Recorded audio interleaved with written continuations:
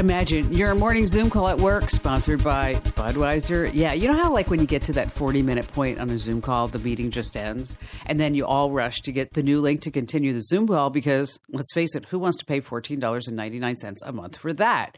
Well, pretty soon you're going to have a brand new option, Zoom with ads. That's right. You're going to see ads maybe at the end of your video call, in the middle, or probably at the bottom of the screen all the time. I mean, it was inevitable, really. I mean, Adify, everything. They have to pay the bill somehow. Which reminds me, what do you call Mondays without any Zoom meetings? Meatless Mondays. Yes, and that's why it's called Tech Refresh. It's your weekly fun show about all things digital. I'm Kim Komando, and joining us this week, there's Ali Seligman, our amazing content queen. Hello there, Ali. Hello. And Ben Bradley's on board with us. Oh, he's back in his office. Hello there, Ben. Hey, Kim. And then there's Matthew. He is our internet scout. What's going on, Matt? Hi, Kim. How are you? We're doing great because this is Tech Refresh. And just a quick reminder that we want you to rate, review, subscribe, and follow the podcast. And hey, it's brought to you by thecurrentnewsletter.com. It's tech news and tips you can use right now. No ads. It's absolutely free. You can see a sample and you can sign up right now at thecurrentnewsletter.com. You have to have the THE in the beginning of that URL. It's thecurrentnewsletter.com. Just try it. You're going to love it. Do it now while you're thinking about it. And let's get started with the news. And Allie, you're up first. I have an old trick that is back with a new twist on it. Scammers are taking out search ads for popular cryptocurrency wallets. Now, let's pause here if you're thinking, I don't have anything to do with crypto because I don't want to get scammed. This will impact you too because it's not just going to be limited to crypto. Now, here's how it works. Someone takes out an ad on a popular search term, in this case, cryptocurrency wallets. A wallet is basically just where you store your digital money. So you click the ad to go to the website, and it's a clone of the real website, of course. And so you enter in your password, all your information, and it clears out all your money. Analysts no. Yeah, it's awful.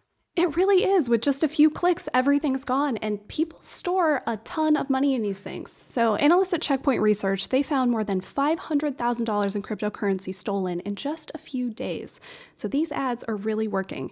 In this case, they were for the Phantom wallet, which is the one I use, MetaMask, another popular wallet, and PancakeSwap, which is a trading platform. So like I said, the phony sites, they were copies of the real ones. So you end up there, you think everything's legit, and then, yeah, you're screwed. Checkpoint found 11 compromised wallet accounts, each containing between about $1,000 and $10,000. Then they cross-referenced with people over on Reddit saying, hey, what happened? All my money's gone. And they found $500,000 stolen. Now, if you're new to crypto, first, my recommendation is get Kim's ebook. It's called Cryptocurrency 101. You can get it on Amazon, and it'll get you up on all the basics so you know what you're doing. After that, once you get into this world and you try the different apps, you try the different wallets, you want to see what's out there, how do you know what is real and what's not when you do a search online? Well, number one, never click the ad. If you're searching for something new, if you're trying to find the URL for a website, go to the organic results. Those are going to be underneath the ads. The ads are labeled as ads. Just don't click those in general because they might be dangerous. My favorite trick is to go to Twitter. I find the Twitter account for whatever company I'm looking for. I make sure it's real, check the follower count. They usually have tens of thousands. Look at the comments, look at the interaction, and then the link is right there in the profile. That to me is a little safer than just doing a random Google search for it. Now, you know what, Allie? That's smart. That is a great idea. Yeah, it's been really helpful, especially because most of these crypto sites, they don't end in .com. They end in .io or .app or .market or .whatever, and so it's hard to know if you're actually going to the right place. Now, I said before, this isn't just limited to crypto, and it's not, because this is not a new scam, but it is one. Checkpoint says, and I think rightly so, that this is going to get even more popular because it really, really works. And it's more effective than a phishing email, right? We all know to watch out for those, but we might not be watching out so much when we do a Google search. So be careful what you search for. Don't click the ads. And if you know the URL, just go to it directly. You know what, Allie, that's great advice, especially now because it's the holiday season and all the scammers going to be out in full force. But, you're really into crypto. I mean, did you hear about the new cryptocurrency called Decibel? Have you heard about that? No. It's a sound investment. Oh, I'm sorry. That was awful. All right, Ben, what's going on in your news world? This one, even with everything that Facebook, Meta, is going through, it caught me by surprise when they, just out of the blue announced they're going to be shutting down their entire facial recognition system. I mean, it's a pretty big deal. That their facial rec algorithms have been used for a few years. They tag people in photos and videos, so you might see suggestions to tag specific people when you're uploading.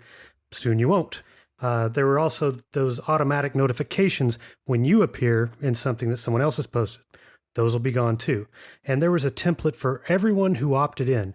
They have face prints on more than 1 billion people, which is, I think, 1/3 Wow. of You know, active users. you know what? That is huge. And for them to shut that down, it's like, why are they doing this, Ben? Yeah, well, I love this part. Facebook says the decision was made because of, quote, growing societal concerns. You think? Oh, yeah. Oh, yeah. Oh, my God. Yeah, sure. You think? Seriously, growing concerns? You just... We how are long have concerned. how long have these concerns been going on? How many lawsuits over the past few years? But here's the kicker, though. A spokesperson for Meta told Recode that the company hasn't exactly ruled out using facial recognition or other biometrics for their big metaverse plans. Yeah. It's Facebook. I mean, they speak out of both sides of their mouth constantly, right? I mean, it's crazy. Yeah, well, they believe this kind of tech has the potential to enable positive use cases in the future. So, I mean, to me, it kind of sounds more like a pivot. And, I mean, you have to wonder if court hearings for future lawsuits will be conducted inside the metaverse. Oh, gosh. Put a suit on your little avatar. You know what? Yeah. Right there. That's right. We're going to court. We have to look good. All right, Ben, that was really great. Thanks for bringing that up. All right. So it took decades for air carriers to figure out what most electronic engineers already knew. Current cell phone technology has absolutely no dangerous effects on an airplane's electronics. But yet, whenever we get on a plane, what do they say? Everybody needs to put their phone into airplane mode. Okay. Nobody does it. Or if they do, it's like, yeah, well, whatever. I mean, as soon as the flight attendant just moves, we're going to go ahead and put our phone back in.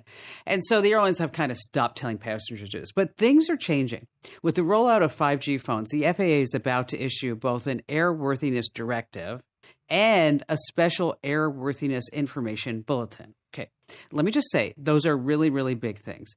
And they're warning pilots about very real safety issues of 5G interference with all these onboard aircraft instruments. So neither 3G nor 4G phones share any of the frequencies used by the airplane's radar or other systems, but 5G will. And so these are actually serious concerns. So eventually, the airlines, what they have to do is install special filters to keep these stray 5G signals out of their system. But that's going to take years. So if you are on a plane and the flight attendant says, please turn your phone into airplane mode, and you are on 5G, it actually would be a darn good thing for you to do. Which reminds me, what do you call an airline full of bald people? An airliner full of bald people. Anybody? I got nothing. Receding Airlines. Receding Airlines. All right. I saw this over at Reddit, and I want you guys to listen to the story, because I'm going to ask you, what do you think that this guy should do? Because he's got over 6,000 comments in just a day. He claims that when he and his wife, they were just boyfriend and girlfriend, he was looking after his girlfriend's cat while she went away for a week to spend time with her family. As he said, it was an all-black cat that was extremely aggressive. It scratched everyone. It hissed at everyone. It didn't even use its litter box. Gross. Okay, so this is a bad cat.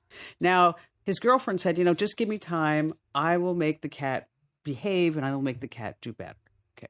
So she went out of town for the week, and he was supposed to go to her apartment and feed it. But instead, he went to the local animal shelter. He found an identical cat who was already litter box trained, loved people, a lot friendlier, better behaved than the original cat. So he adopted the cat. He took it to his girlfriend, now wife's apartment, settled in. And then he drove the original cat to an animal shelter 2 towns over, just in case the wife would go looking for the cat. So it's been 6 years. They got married 4 years ago. They still have the swapped out cat. The cat answers to the original cat's name. What? Okay, his wife knows absolutely nothing. So, should he tell his now wife that when they were dating, he swapped out the cat for a better cat? Absolutely not. I think no, too. I think he wants to absolve his own guilt. She wouldn't get anything out of knowing the cat was swapped. She would just hate his guts or be really sad for her old cat. I think he's got to live with it. That's his punishment. Yeah. Oh, gosh. What do you think, Ben? That's a long time to live with it. I mean, I've been married almost 20 years, and I'm thinking like, if I had, cat or dog or anything like that, I mean, you almost want to get ahead of that, because if it ever does come out somehow, cats learn to talk or something, you're in trouble. And you should have just said something earlier. Or do the cat DNA test. Right? Okay. Is it the same cat? Now, I mean, so it's really interesting that people are going back and forth, because there's also a string on Reddit that's tied to this one where the guy actually killed the girlfriend's cat on accident and replaced the cat with another one. It's just like all these weird stories are coming out. But whatever you do, you never want to date African cats. You know why? Because a lot of them are cheetahs, and the ones who say they aren't are lions. Oh, I'm sorry. That was really bad. Kim, I don't know if you found You that wanna say story something? on the Reddit. It's called Am I the A-hole? But not a-hole, it's spelled out. Oh, That's a really great Reddit forum for just seeing people's little problems about like, wait, this person's really mad at me, but I think I was right. It's a really interesting like little slice of life society thing. I'll have to check that out some night when I'm drinking and nothing else to read at that point. Hey, listen, you want to stay right where you are, because coming up, we have some great tech tips, some insider secrets and tips that will make you sound smarter on those Zoom calls and at dinner parties, so stay right where you are. Hey, welcome back to Tech Refresh. It's your weekly fun podcast about all things digital. It's time now where we talk about some really great tech tips. Like, for example, have you ever answered the phone? Okay, right? Think about this, guys. Have you ever answered the phone and you look there and you go, I really shouldn't have answered it, but I did anyway? I'm not talking about robocalls. It's that family member or friend, and they just are like railing on and on and on about something, and they're complaining, they're carrying on, and you just can't figure out how to end the call graciously. I mean, it certainly happened to me. So, but rather than giving the person like some lame excuse like, oh, I've got to go beyond the air right now. And then they say, well, Kim, you do your show on Fridays and it's only Tuesday. Okay. You just keep talking as normal. And here's the trick. You flip up on your screen or down, as the case may be, and simply put your phone in airplane mode. That's it. You just put your phone in airplane mode. And then the person at the other end of the phone will see call failed rather than call ended. And then best of all, they're bound to think, hey, she just must have lost the connection. That's it. Call failed. So that's a tip that you can use, love, know, and remember. And what about you, Ben? Give us a great tip. Okay, so I've been going through tips lately, like my own cautionary tales. And this couple things I've been doing recently, this will really save headaches later. Cord management. So 2 scenarios personally experienced for the past 3 months. One, I was reviewing a sound bar, and I had to mix and match a few HDMI cables from my existing Yamaha receiver, then put them all back when I was done with the review. Guess who had to trace some of those wires back to their source in the dark, cramped place behind the entertainment center? This guy. It was you. So, yeah. If it wasn't me, then it would have been a weird story. That would have been, yeah. Yeah, exactly. Well, a few days ago, I'm transitioning from my PC laptop to a MacBook, and I had to rework a bunch of what was plugged into my docking station, like the USB stuff, the keyboard, mouse, webcam, and all that. Well, once again, I had to figure out which cable went to what, when all I had to do in the first place was just label them. And it's crazy how inexpensive those kinds of labels are. Not just the basic, like, mailing white labels. I'm talking like multicolored cord labels that you can write on. They're great for the home theater stuff, like your streaming devices, your gaming consoles, your speaker wires, and they're great for the home office setups when you have a lot of stuff plugged in, like me. You can get plastic zip ties with printable labels, or just simple labels for next to nothing. Those multicolored ones I was talking about, you can get 200 of them on Amazon for like $6. You just have to take the time. Wow. I mean, think about all the fun you could have like over a weekend with those. Just label making all weekend. Woohoo. Don't tempt me with a good time. That's right. You're right, Matt. We be all having parties and the sit-tays with our labels all the time. All right, Allie, what do you got? Well, I got a dog a few months ago, and everybody knows the best part of having a dog is all the cute pictures you get to take of your dog. But you have to know how to do it right, because I think the problem is people just kind of stand over their pet, they take a picture, and then they just have all these kind of really high shots of their tiny little dog or cat or whatever. And I think we can all do a little better. Now, first, go outside, better light. You can actually see all your dog's features, or your cat, but I don't know, would you take your cat outside? Anyway, tire them out a little bit. If you have a young dog or a puppy like I do who gets a little rowdy, if you tire them out first, or maybe you try to take a picture when they're sleepy or when they just woke up, you might have a better time of it so they're not trying to attack you and, eat your phone. My favorite thing to do with my dog is actually get down on her level or even shoot from beneath. So she has this chair in my office that she made into her little throne. And I'll go sit on the floor and take a picture kind of looking up at her. And it makes the cutest picture. So much better than I'm just standing over her taking a picture. Or if you are going to stand over them, hold your phone parallel to the floor. So it's this really purposeful above shot that looks really cool and not just, I took out my phone real quick and tried to snap a pic of my dog. Okay, but Allie, that only works if you have a certain size dog. Okay, Abby is humongous. And I have to tell you, when I got Abby, I thought she was going to be I don't know what I was thinking, but I thought a golden retriever would be 40, 50 pounds. Yeah. No. Oh, no. No, 90 pounds. This dog is 90 pounds. So if I were to do that, I'd probably get just half of her head. I'm just saying. That's true, but I bet those down low shots would be really cute of Abby. If you're kind of have the phone positioned under her and kind of get her a little bit up, that'll make a really cute one. And then this is one Ben and I were just talking about. Portrait mode is a little hit or miss for animals, and usually doesn't work great because it blurs the background. And so for us humans, it's totally fine. But for dogs, it might blur things like their ears or, their paws or whatever. So it doesn't always work. Yeah. And then, of course, action shots are so good, but make sure you're using burst mode. Otherwise, you're just going to end up with one picture where your dog's tongue is half out and their eyes are crossed. So it's really easy. You don't need to do any special settings. In your camera, where you push to take the picture, just hold it down and it'll take pictures the entire time your finger is held down. So, even in just a few seconds, you'll get dozens of pictures and you'll end up with at least one winner, probably. And so, Allie, your dog's name is Nova. Is that her name? It is. Yeah. And it's not Nova for no go, right? No, I was going for a space theme. I was really into space. Still am. And yeah, I just, she's got a little space collar. She's got a little UFO name tag. That's so cute. Yeah. See, now you need to send Nova to obedience school so that this way she can get her master's. Oh, sorry about that. All right, we're going to switch gears now. It's time for You Choose the Fake News, because we have fake news, false information, stories made up to create a bit of buzz and good headlines that are everywhere. And as we scroll through these endless stories on our feeds, wherever you are, you really need to keep an eye out and think about which of these headlines are fake and which ones are actually fact.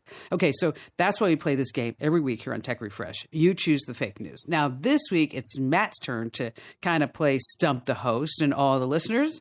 And Matt, you have 2 real headlines and 1 fake one. And let's start with number 1. Okay, so we're going to start with the headline of Squid Game Halloween costume sends van sales skyrocketing. So Squid Game has been all the rage over the last few months. It shot onto Netflix and became one of the most popular shows ever. And with Halloween, it allowed people to dress up as those characters. Now, all the characters in that show wore white Vans. And because of them dressing up as these characters, the sales of white Vans jumped 7,000% just before Halloween. Oh, gosh. Because everybody wanted to have those costumes. Now, how does it rank in order again? Did you see Squid Games? Have you watched it? I have. I've watched the whole thing. Okay, so what is it? It's circle, triangle, square? I believe that's right. Circle, triangle, square. That's where the power... Now, Allie, you have not watched Squid Games. I sure have not. No. And Ben, have you tried it? No. I've watched enough little clips to know it's not exactly my thing. Ben has a weak stomach too. I'm glad I'm not the only one. You know what? It's one of these things. It's like you watch it, and then you're like, okay, I'll watch the next episode, and that's it. And then I'll watch the next episode. I watched the whole thing. I did. I admit it, and I thought it was actually okay, aside from everybody really dying. Oh, wait. Well, yeah. That was bad. All right, so number 2. All right, number 2, we have perfect right angles discovered by Mars rover on the red planet. So, scientists have long thought that right angles are a huge rarity within the geological world due to, moving tectonic plates and the way that rocks are formed. So right angles are incredibly rare on Earth. And so when we sent the Mars rover to the red planet, it was one of those things that they set into it as a tiny little mission to be on the lookout for right angles to see if they could find one. Well, recently, the Mars rover was moving through a canyon on the red planet and ended up finding a perfect right angle within a rock formation. Ooh, that's a good one. That is. All right. That leaves a little bit of thought there. Okay, number 3. So for this one, we're going to have to put on our tech hats and try to put on our thinking caps here and try to think this one through. So, a 1-ton tungsten cube was just bought by a crypto cabal for $250,000. So okay, straight. Stop right there. Yep. Oh, okay. Tungsten is what? So tungsten is a form of metal that is 1.7 times denser than lead. Oh, okay. And then a crypto cabal is? A crypto cabal is a group of crypto investors that buy strange things online. Okay, now we're all on the same page. Thank you, Matthew. Okay. Thank you. Right.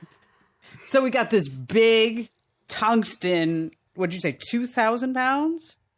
1 ton, yeah, 2,000 pound tungsten cube that was created by one of these companies that make these small tungsten cubes, and they made the biggest one ever, and it was just sold for $250,000 to a group of crypto investors.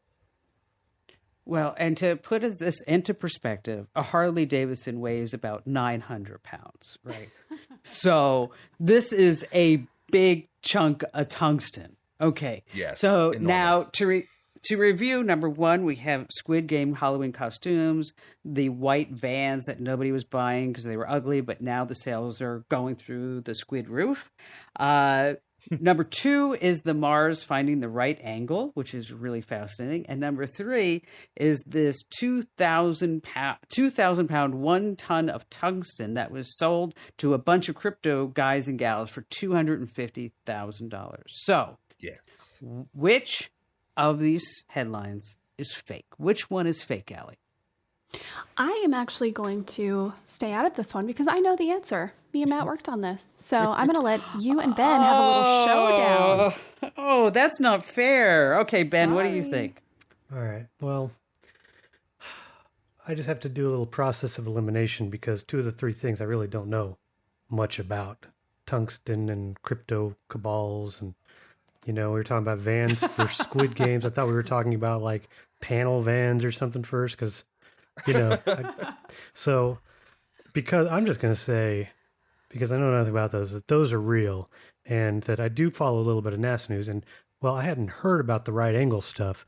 Not to say that didn't happen. I'm going to go with that one being the fake.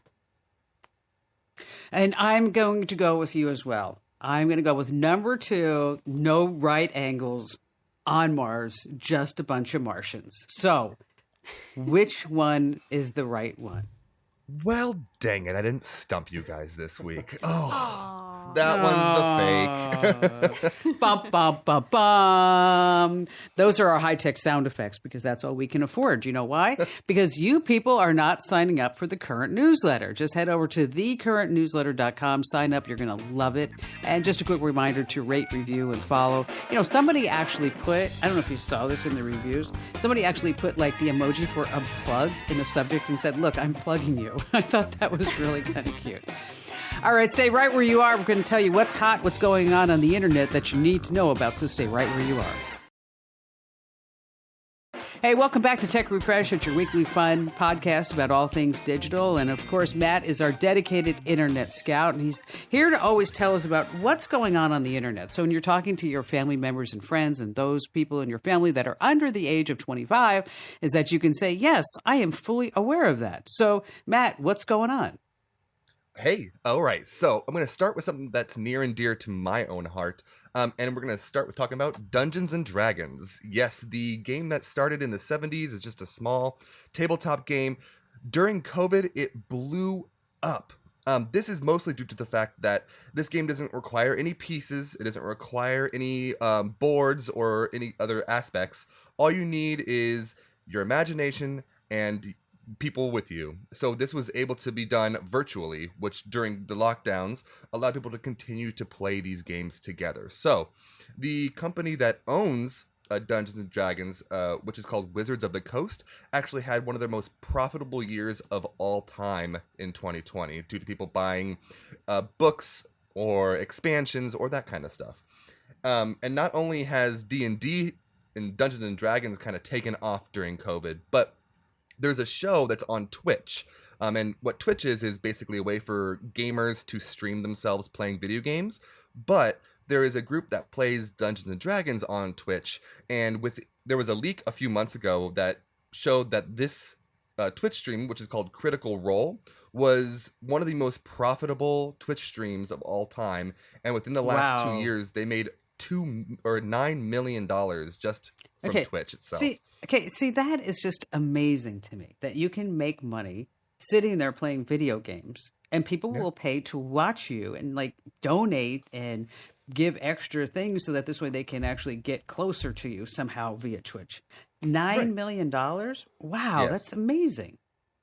Yeah, and this channel's awesome too. They're professional voice actors, so it's actually a really high quality production. I think we can all think about like, you know, a crappy YouTube video of some guy at his computer playing games, and it's just like, well, but this one is actually really, really nice. It's really fun to watch. Yeah, I'll have to check that out. All right, what do you have for number 2? So number 2, we're going to talk about the Earth. So every year, tens of billions of pounds of trash are dumped into the oceans.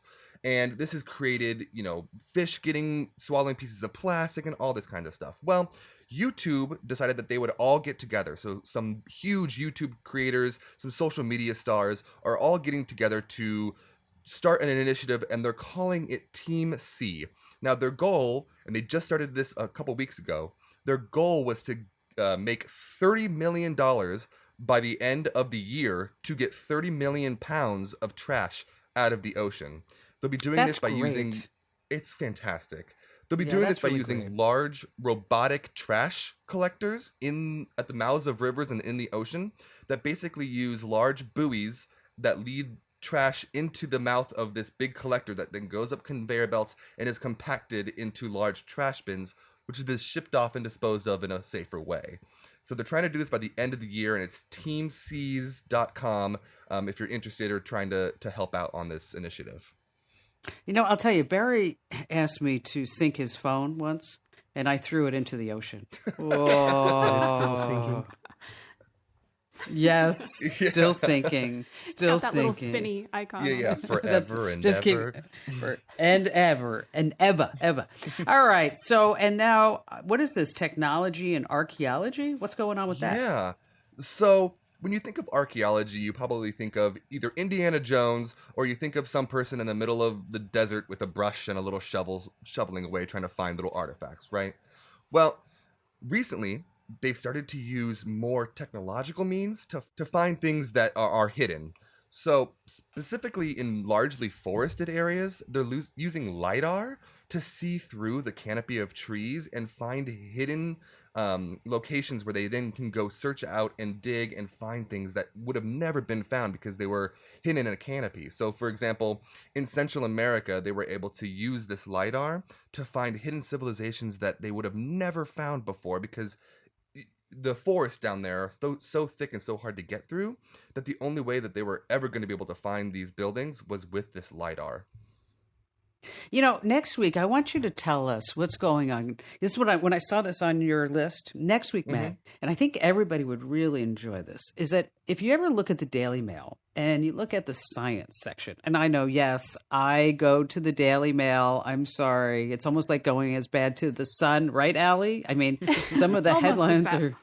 God. So, but if you go to the science section for the Daily Mail, I don't know what's going on with their editorial board, but it's like every other day they are like saying, here's a man who is 500,000 years old, and this is what he looked like. Or, this is a new castle in Scotland that was unearthed when somebody was trying to dig a garden. I mean, it's really amazing stuff on what they're able to recreate. And so if you haven't taken a look at that, it really is pretty spectacular about how technology is recreating. And then, I don't know, it's like I don't know if I'm like you and you guys look at this, but it's like you see this person and they kind of look like us. And I think to myself, I mean, like they were walking the earth in 1325. Wow. Yeah. Incredible stuff. Gives you perspective. Oh, wow. They were sacrificed in some ritual. Yeah. Yes.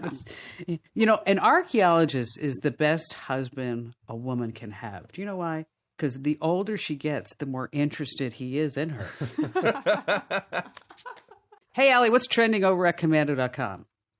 All right, our biggest story of the week so far. True or false, charging an electric vehicle is cheaper than paying for gas? I am not going to give away the answer. You have to go to Komando.com and read to find out. Oh, ouch. Yeah. Sorry. Clickbait. Well, it's a good one. If you get this wrong number text, delete it right away. This is another one I think everybody needs to read. If you, this is a new text scam. It is fooling people out of a lot of money and you don't want to fall for it. We'll tell you if you use a Roku, you might be losing a lot of channels soon. We'll tell you what those channels are, and maybe you might want to think about trying something else for your streaming. And then we've got apps that you need to delete off your phone to keep it fast and secure and working great, and just get the junk out of there because you don't need it anymore. And just a quick reminder that if you're ghosting us on social media, what exactly are you doing? Why are you doing that? You want to make sure that you follow us over at Instagram.com/KimKomando. And that would be Facebook.com/ guess what it is? Kim Komando. And Instagram.com/ come on, Matt, can you figure it out? Come on. Yeah. That's right. Kim Komando. So don't ghost us. Hey, stay right where you are because coming up, Ben's going to be giving out some Ben heads on a charging stand. Gosh, we got to get this guy out of the battery world someday. It plugs in. Hey, welcome back to Tech Refresh. It's your weekly fun podcast about all things digital. And this is part of the podcast where we like to go to Ben, our trusty news director and tech guy of the week, where he likes to review some really cool products. Now, this week you have what? A MagSafe charging stand? Oh my gosh, this is really going to bring them in, Ben. I love this thing. I mean, okay, I know you have the new iPhone too. Do you use any of the MagSafe accessories, wallets, or? Yes, I do. I have a little MagSafe charging thing, and then I also have a MagSafe battery pack that goes on the back. But I'll tell you, the Anchor battery pack MagSafe, it doesn't always work. I got news for you. Okay. But the charging does. Well, when the iPhone 12 was announced a year ago, one of the first things they announced was this like Belkin officially licensed MagSafe stand. It's got this cool little floating dock, metal, and then you can put your AirPods, just lay it on like AirPods Pro or the wireless ones at the bottom just to wirelessly charge. And you thought this was going to be like this whole introduction of all this like official MagSafe stuff, like really cool. And you've had the wallets and all this stuff, but as far as stands like this, not much. And so months ago, I got to test out this Belkin Boost Charge Pro MagSafe 2-in-1 wireless charging stand. Yes. That's the official name. Yeah. You know what it sounds like? Do you remember that Christmas movie? It was like, I wanted the ruby red BB gun or whatever that thing was. It was like the Rider. That was, yes. You'll shoot your eye out, kid. So what's the name of this again, Ben? Say it one more time. The Belkin Boost Charge Pro MagSafe 2-in-1 wireless charging stand. Ooh, Kim, do you think we should call them with some marketing advice? Yes, exactly. Well, Nobody's ever going to remember the name of it. I'm just telling you right now. I don't think so. It's actually a very nice stand. So they sent me this one to test. Like I said, you just connect your iPhone, you put your AirPods on, comes in white or black, really nice. I had to send that back when I was done, but I ended up buying the one that actually has the extra arm for your Apple Watch. And you liked it so much you bought it. This was, and seriously, a year later, and because you haven't had just all this other really cool MagSafe, it is still the favorite, my favorite thing I've had for my iPhone 12 and now my 13, because it charges at full speed. It's on my nightstand. It's just, whoa. You know what? This is really, I don't know what to say, Ben, because I'm looking at my plans for the weekend and I'm thinking about you with your 200 labels and the MagSafe charger. I mean, I'm really feeling like I'm missing out. I know. Really, totally. It can't get much more exciting. I know. I get it. Although I will say, the idea of just being able to charge all of your daily stuff in one little place, that's really handy, right? So you don't have to find all your cords and, my phone's in the kitchen, my watch is in the bedroom, my headphones are this place. That's my philosophy. Cool. Everything has a place. And this is great. And even though the one that doesn't have the watch charging arm is $100, and the one that does is $150. Like I said, it's an iPhone that you paid hundreds or north of $1,000 for. And this is like the premium charger to get. So even with that price, this might be the only thing that I've given 5 to. 5 out of 5. Whoa, 5 Ben heads. That is amazing. Yeah. We have links to it over at Komando.com because, of course, nobody would ever remember the name of it. But this is really spectacular. This is the first time in the history of mankind that we've gotten 5 Ben heads out of 5. That is amazing. And so, again, if you want to check it out, head over to Komando.com. And, I just want to share this story before we leave with everyone. A helicopter was flying above Seattle when an electrical malfunction disabled all of the aircraft's electronic navigation, all of the communications equipment. There was clouds and haze, and the pilot couldn't determine exactly where she was or how she could fly to the airport. But she saw this really tall building. She flew toward it. She circled, and she drew a note, and she held it in the helicopter's window. And the sign said, "Where am I?" in really large letters. Well, everybody in the tall building started to respond to the aircraft. They drew a large sign. They held it to the window at the building, and their sign read, "You are in a helicopter." Well, the helicopter's pilot smiled, she waved, she looked at her map. Then she determined her course back to the SeaTac airport, and she landed safely. After they were on the ground, the co-pilot asked the pilot, how the "you're in a helicopter" sign helped her determine their exact position. The pilot responded, "I knew that it had to be a Microsoft building because, like their tech support, online help, and their product documentation, the response they gave me was technically correct, but it was completely useless."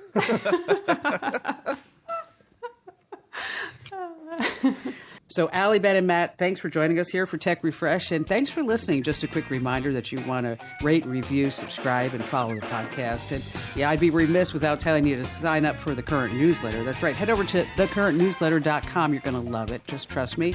And I'm Kim Komando, and thanks for listening. And be sure to share us with all your family members and friends.